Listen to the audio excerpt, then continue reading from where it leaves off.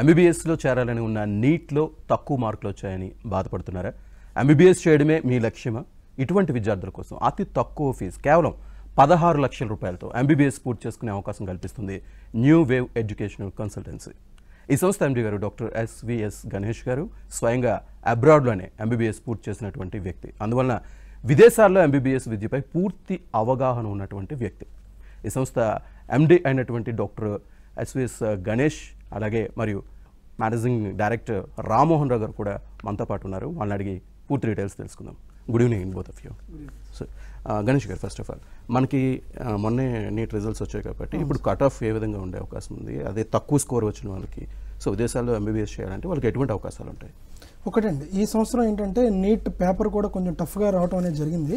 So దానివల్ల ఏంటంటే students కానీ పేరెంట్స్ కానీ లాస్ట్ ఇయర్ వచ్చిన కట్ ఆఫ్స్ని అనలైజ్ చేసుకుంటూ దానికి తగ్గట్టుగా అరౌండ్ 100 to 120 మార్క్స్ అనేది ఇయర్ తగ్గొచ్చు అని చెప్పేసి అంచనా వేస్తున్నాము.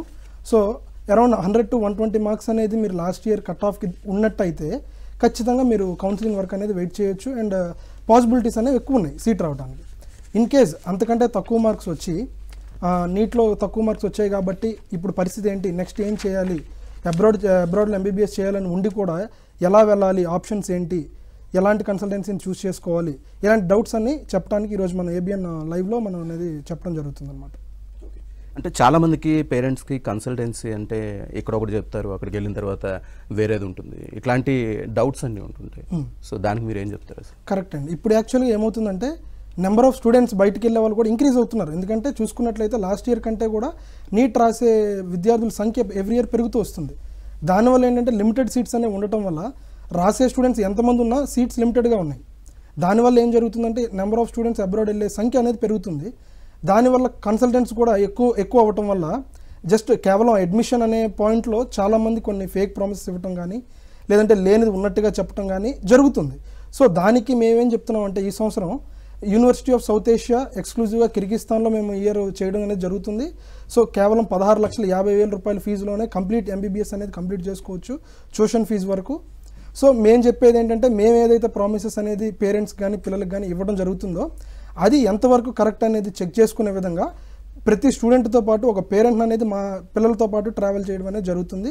సో ఇయర్ మేమేం చెప్తున్నాం అంటే ఎక్స్క్లూజివ్గా ప్రతి పేరెంట్ స్టూడెంట్తో పాటు స్వయంగా కిర్గిస్తాన్ వచ్చి అక్కడ ఎలా ఉంది, మేము చెప్పిన ప్రామిసెస్ అన్నీ ఉన్నాయా లేదా, మేము ఏమేమి చెప్పాము మేము కౌన్సిలింగ్ టైంలో అవన్నీ వారు క్రాస్ వెరిఫై చేసుకొని స్టూడెంట్ 5.5 years అక్కడే ఉంటాడు కాబట్టి మేము చెప్పినవన్నీ అక్కడ ఉన్నాయి అని మీకు ధైర్యం వచ్చిన తర్వాత పేరెంట్ కూడా హ్యాపీగా 5.5 years అనేది హ్యాపీగా ఉండగలుగుతాడు. అదేవిధంగా స్టూడెంట్ కూడా హ్యాపీగా చదువుకోగలుగుతాడు అనమాట.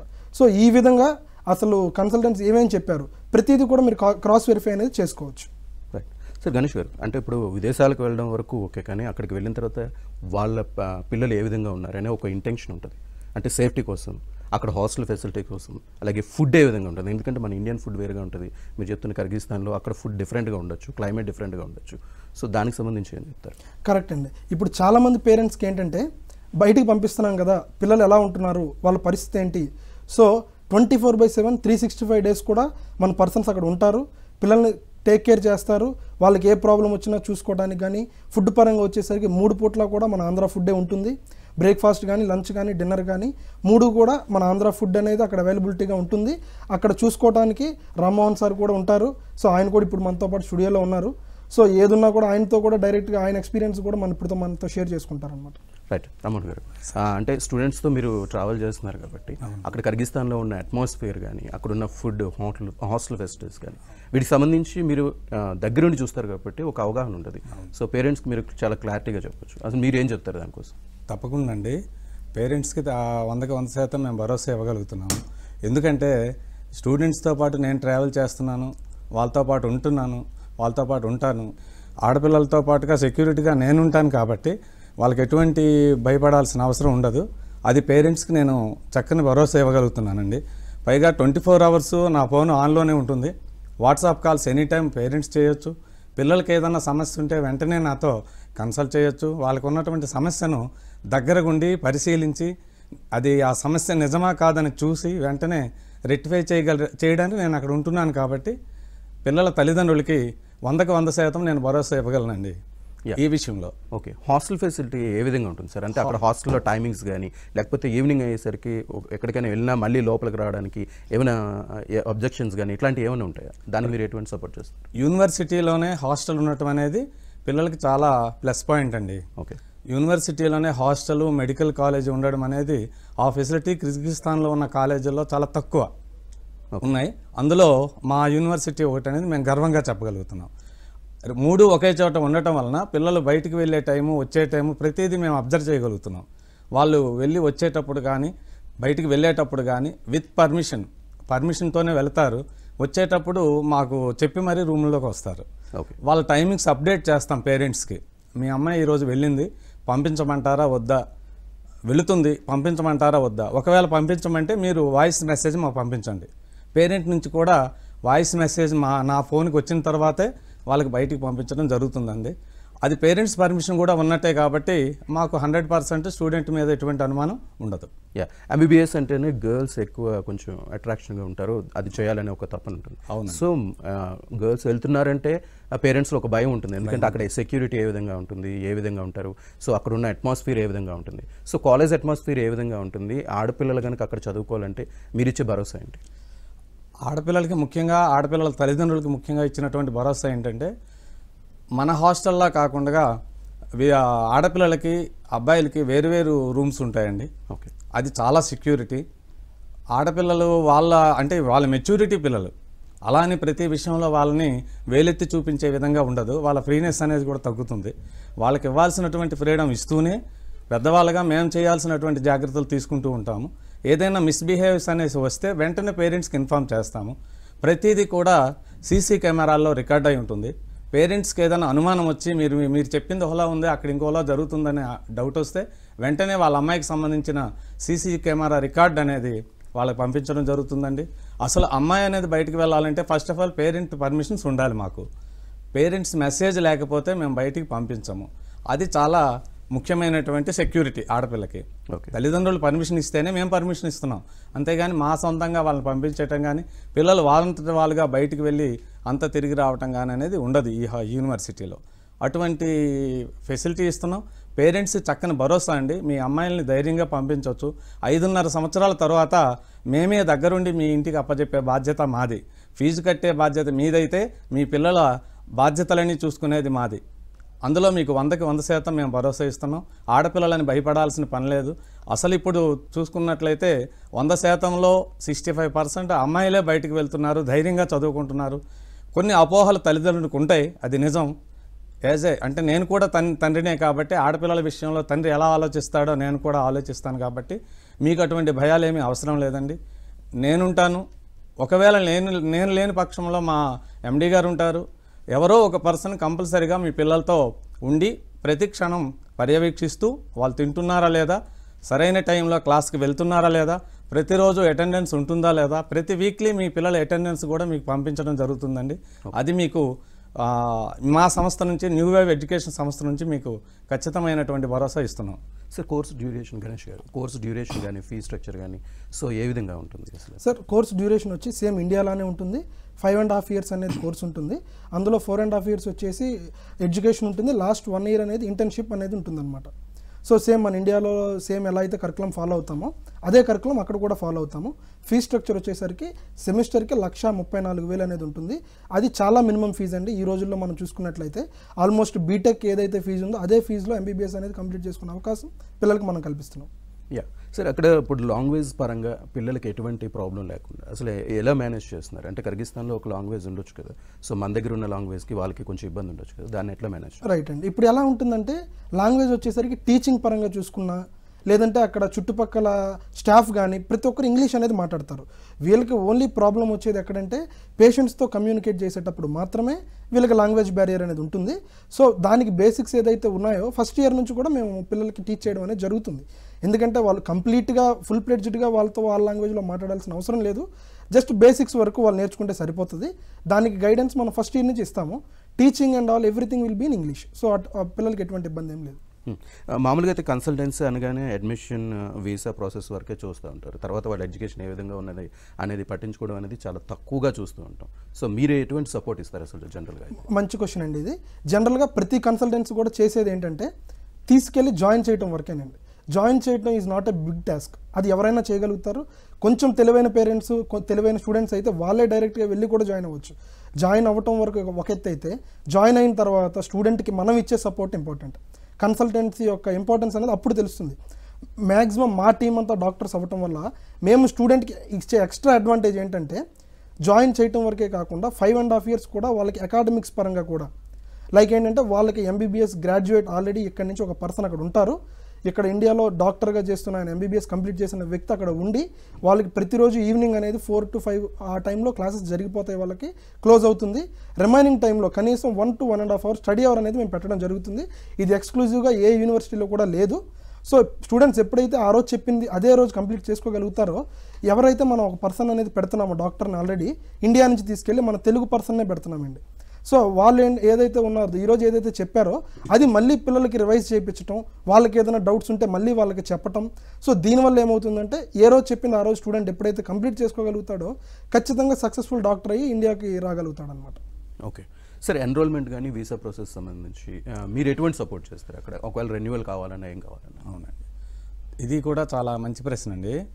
పిల్లల్ని తీసుకువెళ్ళటం, అక్కడికి విడిచిపెట్టేయటం, వీసా విషయంలో కానీ, పాస్పోర్ట్స్ విషయంలో కానీ, ప్రయాణ విషయంలో కానీ చాలా కన్సల్టెన్సీలు అనేవి కొంతవరకు చూపిస్తారు శ్రద్ధ. మేము అలా కాకుండా ప్రత్యేకంగా పిల్లలతో పాటుగా మేము ట్రావెల్ చేస్తామండి. ట్రావెల్ చేసి అక్కడ ల్యాండ్ అయ్యాక యూనివర్సిటీలో వాళ్ళకి అవసరమైనటువంటి ఫెసిలిటీస్ అన్ని ఇవ్వడమే కాకుండా వీసా రిజిస్ట్రేషన్స్ అనేవి కూడా ప్రత్యేకించి మేమే చూసుకుంటామండి. పిల్లలకి ఎటువంటి ఇబ్బంది ఉన్నా ముందు మమ్మల్ని కన్సల్ట్ చేస్తే వాళ్ళ ప్రాబ్లమ్ని వెంటనే రెక్టిఫై చేసే బాధ్యత మా కన్సల్టెన్సీది మాత్రమే. పేరెంట్స్కి ఎటువంటి ఇబ్బంది ఉండదు. కాకపోతే పిల్లలు వాళ్ళకున్నటువంటి సమస్యను పేరెంట్కి చెప్పకుండా నేరుగా పేరెంట్కి చెప్తే పేరెంట్ నుంచి మళ్ళీ మాకే వస్తాయి. కాబట్టి డైరెక్ట్గా ఉన్నటువంటి నేను లేదా మా పర్సన్ ఉంటే ఆ పర్సన్కే డైరెక్ట్గా ఇంటిమేట్ చేస్తే వాళ్ళకి ఐడి కార్డ్స్ కానివ్వండి, రిజిస్ట్రేషన్ కానివ్వండి, ట్రావెల్ కానివ్వండి, ప్రతిదీ మేము దగ్గరుండి ఈ 5.5 yearsని మంచి డాక్టర్గా ఇండియాకి తీసుకొచ్చి ఇవ్వడం అనేది మా బాధ్యత. అంతేకాకుండా ఇంకొక ముఖ్యమైనటువంటి విషయం ఏమిటి అంటే వారు తీసుకున్నటువంటి ఆహార విషయంలో కూడా సహజంగా అబ్రాడ్ వెళ్ళాక అక్కడ రుచులు అవి తినాలనే ఆశతో పిల్లలు ఆరాటపడుతుంటారు. కానీ మేము అలా కాకుండా మన ఆంధ్ర ఫుడ్ని మెనూ పరంగా ఇచ్చి ఏ రోజు ఏం చేస్తుంటాం, అది అవసరమైతే పేరెంట్స్ డౌట్ ఉంటే పేరెంట్స్ కూడా వాటి పిక్స్ని పంపిస్తామండి. పిల్లలు తింటున్నారా లేదో మా ప్రత్యేక అబ్జర్వేషన్ అనేది ఉంటుంది. ముఖ్యంగా పేరెంట్స్తో కాంటాక్ట్ అవ్వడానికి సంబంధించి ఏం చేస్తారు అంటే అక్కడికి వెళ్ళిపోయిన తర్వాత, అబ్రాడ్ వెళ్ళిన తర్వాత పిల్లల్లో హోమ్ సిక్ అనేది కంపల్సరీ కనిపిస్తూ ఉంటుంది. తర్వాత హోమ్ సిక్ అవుతుంటారు. అలాగే వాళ్ళ రిజల్ట్స్కి సంబంధించి కూడా పేరెంట్స్కి అసలు ఎలా చదువుతున్నారు, ఎలా ఉంది, వాళ్ళ అటెండెన్స్ ఏంటి, వాళ్ళ రిజల్ట్స్ ఏ విధంగా ఉన్నాయి అనేది పేరెంట్స్తో మీరు ఎలా కాంటాక్ట్ అవుతుంది? అవునండి, ఇందాకనే మీకు చెప్పాను ఒక విషయం. అటెండెన్స్ అనేది ప్రతి వారానికి ఒకసారి పేరెంట్స్ తెలియజేస్తానని చెప్పాను. అలాగే ఎగ్జామ్స్ విషయం వచ్చేటప్పటికి ప్రతి సెమ్కి కానివ్వండి, అక్కడ జరుగుతున్నటువంటి ప్రతి ఎగ్జామ్స్ని రికార్డుగా వాళ్ళకి పంపించడం జరుగుతుంది పేరెంట్స్కి. అందులో ఉన్నటువంటి లోటుపాట్లు ఏమంటే పిల్లలతో నేను కౌన్సిలింగ్ చేస్తుంటాను. ఈ సబ్జెక్టులు ఇలా ఉన్నారు, ఈ సబ్జెక్ట్ ఏమైనా డౌట్ ఉందా, ఆ ఫ్యాకల్టీ మెంబర్స్తో నేను డిస్కస్ చేస్తుంటాను. నేను లేనప్పుడు మా చైర్మన్ గారు చేస్తుంటారు. మా పర్సన్ అనే వాళ్ళు ఒకరు ఉంటారు. కాబట్టి అకాడమిక్ సైడ్ కూడా ప్రతి విషయాన్ని చాలా ఇంట్రెస్ట్గా చూస్తామండి మీ పిల్లల్ని. అలానే ముఖ్యంగా సాయంత్రం పూట జరిగినటువంటి స్టడీ అవర్స్ అవి వాళ్ళకి బాగా ఎఫెక్ట్ అవుతాయండి. మార్నింగ్ నుంచి ఈవినింగ్ 4:30 వరకు చదివినటువంటి సబ్జెక్టు పైన 1.5 గంటల పాటు డాక్టరే, మన ఆంధ్ర డాక్టరే అక్కడ ఉండి వాళ్ళకి డౌట్స్ అన్ని క్లారిఫికేషన్ ఇవ్వడం వలన ఏ రోజు సబ్జెక్ట్ ఆ రోజే కంప్లీట్ అవుతుంది. ఇది పిల్లలు కూడా కొంచెం శ్రద్ధ చూపిస్తే వాళ్ళు సక్సెస్ఫుల్ డాక్టర్గా రాగలుగుతారని మా న్యూ వేవ్ కన్సల్టెన్సీ ద్వారా. ప్రాక్టికల్గా కాలేజ్ వాళ్ళు బాగానే చూసుకుంటారు, మీరు సపోర్ట్ చేస్తున్నారు, అది ఓకే. సో ప్రాక్టికల్ అనేది ఎంబీబీఎస్లో చాలా ఇంపార్టెంట్. సో దానికి సంబంధించి అక్కడ ల్యాబ్ ఫెసిలిటీస్ కానీ వీళ్ళు చేయడానికి కానీ ఎటువంటి అవకాశం ఉంటుంది అక్కడ? రైట్ అండి. ఇప్పుడు పిల్లలకి ఏంటంటే మెడిసిన్లో ముఖ్యంగా కావాల్సింది ప్రాక్టికల్ నాలెడ్జ్ అనమాట. ఇప్పుడు థియరీ అనేది ఈరోజు కాకపోతే రేపైనా వాళ్ళు చదువుకోగలుగుతారు. ప్రాక్టికల్ నాలెడ్జ్ అనేది చాలా ఇంపార్టెంట్. కాబట్టి మన యూనివర్సిటీ కూడా కంప్లీట్ ఫోకస్ అనేది ప్రాక్టికల్స్ పైన పెడుతుంది. వాళ్ళకి డిజిటల్ లైబ్రరీస్ ఉంటాయి, మోడర్న్ ల్యాబొరేటరీస్ ఉంటాయి, ఎనాటమీ టేబుల్స్ ఉంటాయి, స్టిమ్యులేషన్ సెంటర్స్ ఉంటాయి. సో అవన్నీ కూడా స్టూడెంట్స్ యూస్ చేసుకోవచ్చు. వాళ్ళకి ఏ డౌట్ ఉన్నా కూడా, ఎగ్జాంపుల్ మార్నింగ్ ఒక క్లాస్ జరిగింది అంటే వెంటనే దానికి తగ్గట్టుగా ల్యాబ్లో తీసుకెళ్ళి వాళ్ళకి అది టీచ్ చేయడం అనేది జరుగుతుంది. సో ప్రతిరోజు ప్యారలల్గా క్లాసెస్తో పాటు ల్యాబ్స్ కూడా వాళ్ళకు ఉంటాయి. దానివల్ల ఏంటంటే ప్రాక్టికల్ నాలెడ్జ్ అనేది వాళ్ళకి స్టూడెంట్ డెవలప్ అవుతుంది.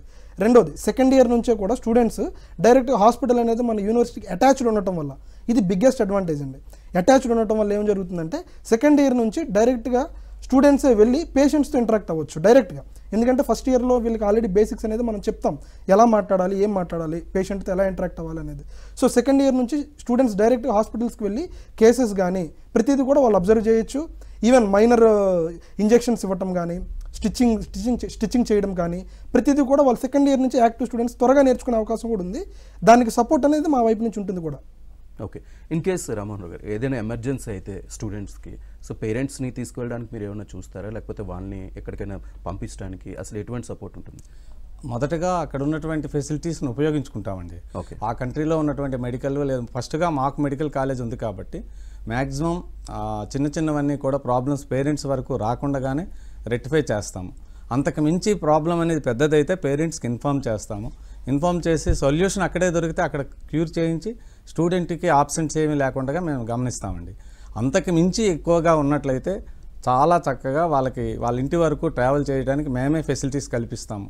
పేరెంట్స్ ఎటువంటి టెన్షన్ పడాల్సిన పని లేకుండా దగ్గరగా వాళ్ళ ఇంటికి తీసుకెళ్ళి అప్పచెప్పే బాధ్యత కూడా మాదేనండి. అబ్రాడ్లో ఎంబీబీఎస్ చేయాలనేది చాలామందికి ఒకటి ఉంటుంది, కానీ ఇండియాలో చేసిన దానికి అబ్రాడ్లో చేసిన దానికి ఏమైనా డిఫరెన్స్ ఉంటుందా? ఒకటండి, డిఫరెన్స్ అనేది ఏముండదు. ఎందుకంటే మెడిసిన్ అనేది ఎక్కడైనా సేమ్ సబ్జెక్ట్స్ అనేవి ఉంటాయి. అబ్రాడ్లో చేసిన దానికి ఇండియాలో చేసిన దానికి డిఫరెన్స్ అనేది అయితే ఏముండదు. చాలామంది ఏమనుకుంటారంటే అబ్రాడ్లో చేస్తే అంత వాల్యూ ఉండదేమో, ఇండియాలో చేస్తేనే వాల్యూ ఉంటుందేమో అని అనుకుంటారు. కానీ సహజంగా జరిగేది ఏంటంటే ఎక్కడైనా టీచింగ్ అనేది ఒకటే ఉంటుంది. ఇంకా గట్టిగా మాట్లాడుకుంటే అబ్రాడ్లో వాళ్ళకి ఇంటర్నేషనల్ ఎక్స్పోజర్ అనేది ఉంటుంది, మోడర్న్ ల్యాబొరేటరీస్ ఉంటాయి. కాకపోతే ఓన్లీ డిఫరెన్స్ ఏంటంటే ఇండియాలో ఫ్రీ సీట్ వచ్చిన పిల్లలు ఎక్కువ మంది ఉంటారు.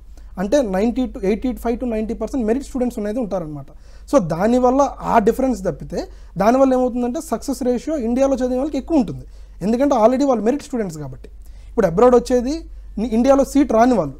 సో దానివల్ల సక్సెస్ రేషియో అనేది తక్కువ ఉంటుంది. బట్ స్టిల్ టీచింగ్ పరంగా కానీ ఎడ్యుకేషన్ పరంగా కానీ 0.1% కూడా డిఫరెన్స్ అనేది ఉండదు.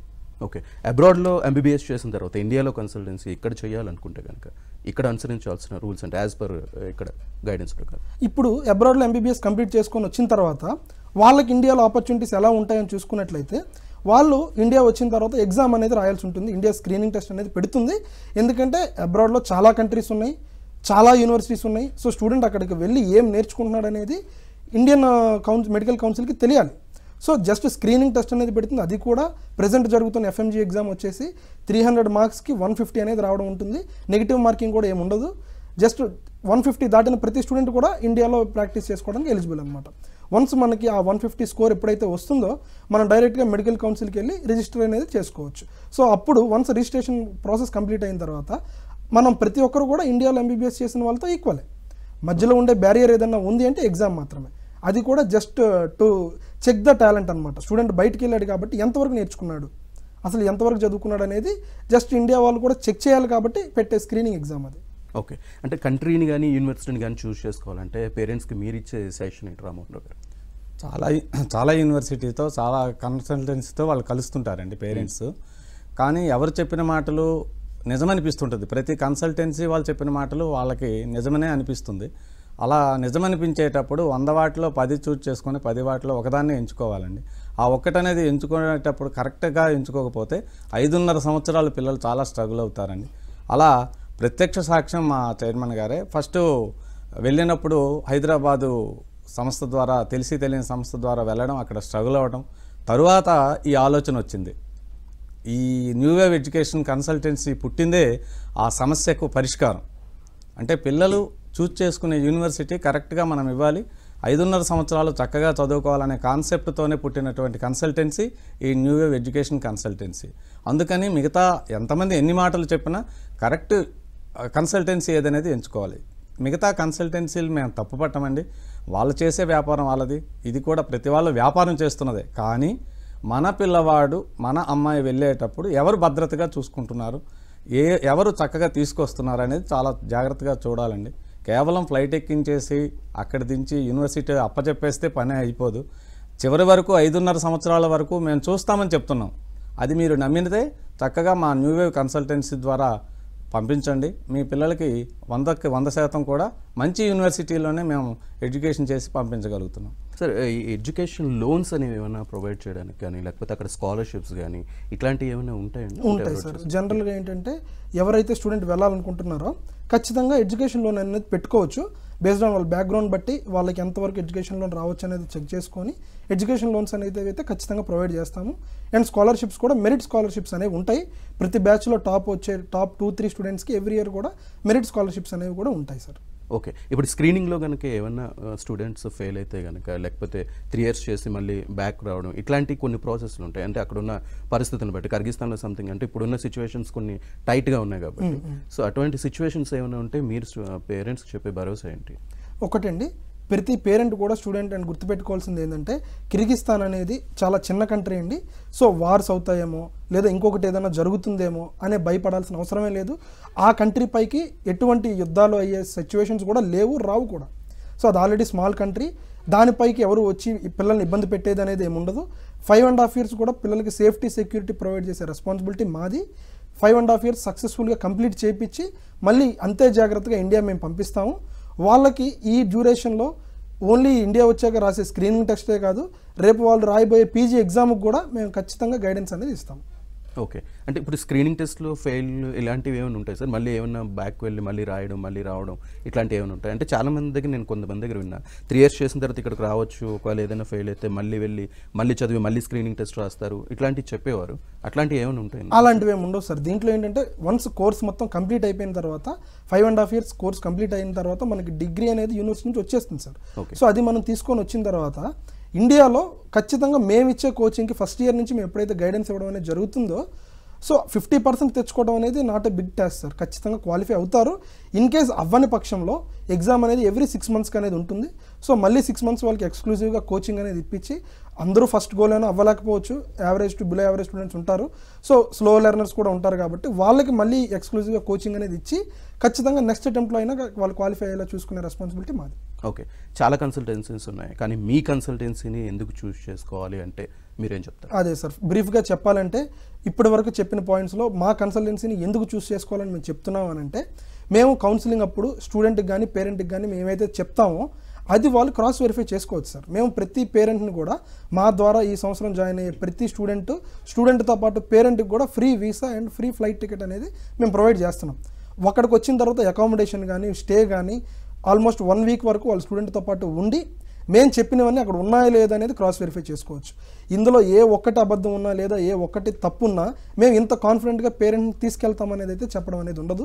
సో ఇంత కాన్ఫిడెంట్గా చెప్తున్నాం కాబట్టి మేము ఏదైతే చెప్పాము, ఒకటి ఫ్రీ వీసా అని చెప్పాము, పేరెంట్స్కి ఫ్రీ ఫ్లైట్ టికెట్స్ చెప్పాము, 3 అటాచ్డ్ ఉంటాయని చెప్పాము, తర్వాత ట్యూషన్స్ అనేది ఎవ్రీ ఈవినింగ్ 1 to 1.5 hours అనేది ఉంటుందని చెప్పాము, ఆంధ్ర ఫుడ్ ఉంటుందని చెప్పాము. సో ఇలా మేము చెప్పిన ప్రతి పాయింట్ని కూడా వాళ్ళు క్రాస్ వెరిఫై అనేది చేసుకోవచ్చు. Right sir. రామోహన్ గారు, ఆంధ్ర ఫుడ్ అంటే ఏంటి? మీకు ఇక్కడ నుంచి ఎవరినైనా ఒక కుక్ని తీసుకెళ్ళి అక్కడ సపరేట్గా మీరు హాస్టల్ మెయింటైన్ చేస్తారా? ఎట్లా అక్కడే ఏమైనా ప్రిపేర్ చేయడానికి? చాలా మంచి ప్రశ్న అండి ఇది.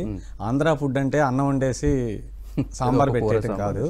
ప్రత్యేకించి మన ఆంధ్ర నుంచి కానీ తెలంగాణ నుంచి పూర్తిగా తెలుగు పిల్లలకి అనువైనటువంటి ఆహారం ఉండే కుక్కుని ఇక్కడి నుంచే మేము తీసుకువెళ్తున్నామండి. ఓకే, ఇక ఇక్కడి నుంచి తీసుకువెళ్ళి 10 months స్టూడెంట్స్తో పాటు తను స్టే అవుతారు. వీళ్ళకి అవసరమైనటువంటి మెనూ కూడా ముందే ఇస్తాం. వడలు కానివ్వండి, పూరి కానివ్వండి, ఇట్లా మన రెగ్యులర్గా మనం ఇక్కడ ఏది ఆహారం తీసుకుంటామో అదే ఆహారం వాళ్ళకి ప్రొవైడ్ చేస్తాం. అక్కడ దొరకనటువంటివి కూడా ఇక్కడి నుంచి పంపిస్తాం. కొన్ని పదార్థాలు అక్కడికి మనకి అవైలబుల్గా ఉండవు. మన ఆంధ్ర నుంచి తెలంగాణ నుంచి కొన్ని ఆహారాలు కార్గో ద్వారా పంపించి వాళ్ళకి అవసరమైనటువంటి ఆంధ్ర ఫుడ్ ప్రొవైడ్ చేస్తాం. ఆంధ్ర ఫుడ్ అంటే ఒక అన్నమే వండుతారని చాలామంది అనుకుంటారు. కంప్లీట్గా మనం ఇంట్లో ఎటువంటి ఆహారం తింటామో అటువంటి ఆహారాన్ని వండే కుక్ని మేము ఇక్కడి నుంచే వీసా ఫుల్ 1 year వీసాతో తీసుకెళ్తున్నామండి. ఓకే, సో పేరెంట్స్ని కూడా మీరు అక్కడ తీసుకెళ్తున్నారు కాబట్టి పేరెంట్స్తో ట్రావెల్ చేస్తున్నారు, స్టూడెంట్స్తో ట్రావెల్ చేస్తున్నారు. సో మీ ద్వారా అక్కడికి వెళ్ళడం వల్ల వాళ్ళు ఎటువంటి సాటిస్ఫాక్షన్ పొందుతున్నారు? మీరు స్వయంగా చూస్తారు కాబట్టి ఆ ఎక్స్పీరియన్స్ ఎలా ఉంటుంది సార్? ఆ ఎక్స్పీరియన్స్ వాళ్ళకి ఇక్కడ చెప్పినటువంటివన్నీ నిజమైనాయో లేదో పరిశీలిస్తారండి. చాలా బాగా పరిశీలిస్తారు, చక్కగా పరిశీలిస్తారు. నిజం ఉన్నాయో లేదో తెలుసుకుంటారు. మొదటి రోజు కాస్త డిస్టర్బెన్స్గా ఉంటారు. కొత్త కంట్రీ కాబట్టి ఇదా ఎలా ఉంటుందా, ఎలా తిరగాల, ఇంత ఫ్రీగా ఉంటుందా అనిపిస్తుంది. 1 వీక్ ఉంటారు కాబట్టి 1 వీక్ వాళ్ళకి ఫ్రీ అకామిడేషన్ మేము ఇస్తాము, ఫుడ్ ఇస్తాం, వీసా, ట్రావెల్ ఇస్తున్నాం కాబట్టి ఆ 1 వీక్ పూర్తిగా అబ్జర్వ్ చేశాక కంప్లీట్గా వాళ్ళు మేము చూపించినటువంటి ఫెసిలిటీస్కి సాటిస్ఫై అవుతారండి. ఎందుకంటే ఇక్కడ ఏదైతే చెప్తున్నామో అక్కడ అది 100% ఉంటుంది కాబట్టి ఆ నమ్మకంతోనే పేరెంట్స్ని తీసుకెళ్ళగలుగుతున్నాం. సార్ ఫైనల్గా గణేష్ గారు, మన అడ్మిషన్ ప్రాసెస్ కావాలంటే మిమ్మల్ని ఎట్లా అప్రోచ్ అవ్వాలి, దానికి సంబంధించిన డీటెయిల్స్? మాది వచ్చేసి సార్ బ్రాంచెస్ హైదరాబాద్, విజయనగరం, విజయవాడ, గుంటూరు, ఈ 4 ప్లేసెస్లో మా బ్రాంచెస్ అనేవి ఉన్నాయి. సో ఇప్పుడు ఈ లైవ్లో చూస్తున్న వాళ్ళు ఎవరైనా ఉంటే ఖచ్చితంగా ఆ నెంబర్స్కి కాంటాక్ట్ అయితే వాళ్ళ నియరెస్ట్ బ్రాంచ్కి అనేది మేము డైవర్ట్ చేయడం జరుగుతుంది. అడ్మిషన్ ప్రాసెస్కి వచ్చేసరికి నీట్లో క్వాలిఫై అనేది ఉండాలి రిక్వైర్మెంట్. 10th ఇంటర్లో మినిమం 70% స్కోర్ అనేది ఉండాలి. ఉన్న తర్వాత పాస్పోర్ట్ దగ్గర నుంచి వీసా ప్రాసెస్ కానీ, ఫ్లైట్ టికెట్స్ కానీ, అకామిడేషన్ కానీ, A to Z ప్రతిదీ కూడా మేమే మా అండర్లో జరుగుతుంది. మేమే స్వయంగా దగ్గరుండి వాళ్ళని హాస్టల్స్లో కూర్చోబెట్టి వాళ్ళకి మొత్తం అలవాటు అయ్యే వరకు మా పర్సన్స్ నేననేది అక్కడ ఉండడం జరుగుతుంది. నేను వెళ్ళిపోయిన తర్వాత రామ్మోహన్ సార్ కూడా అక్కడే ఉంటారు. సో 365 days స్టూడెంట్స్కి ఎవరో ఒకరు అవైలబిలిటీగా ఉంటూనే ఉంటాము. సో అటు పేరెంట్స్, ఇటు students any time they can contact us. Right, thank you very much Ganesh garu, thank you very much Rammohan garu. So విదేశాల్లో MBBS చేయాలనుకునే వారికి చక్కటి సూచనలు, సలహాలు ఇచ్చారు. Thank you so much. ఇది